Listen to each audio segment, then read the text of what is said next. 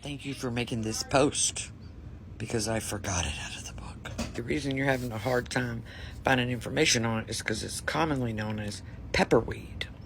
Whenever you have a plant and you can't find a lot of information on it, go to your browser and put in common names for blank, in your case pepperwort, and it's going to pull up the most common names that it's known, and it's usually generally the first ones. So pepperweed. And once I read that, I was like, oh, I know what that is. Oh, I didn't put that in the book. This is the broadleaf pepperweed. It's also called the noxious whiteweed. It is horribly invasive to the mid and western United States. Horribly invasive.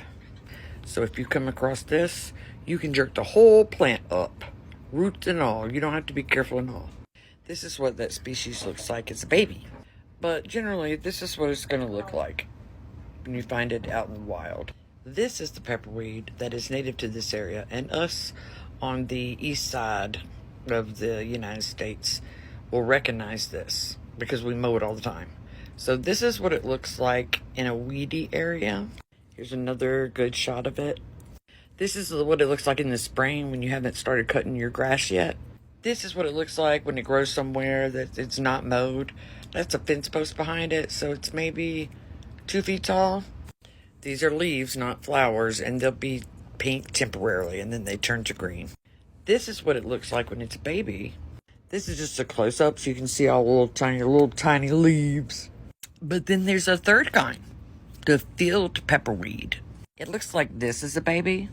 And I know that y'all have all mowed it over, dug it up, because you're like, that's a dandelion.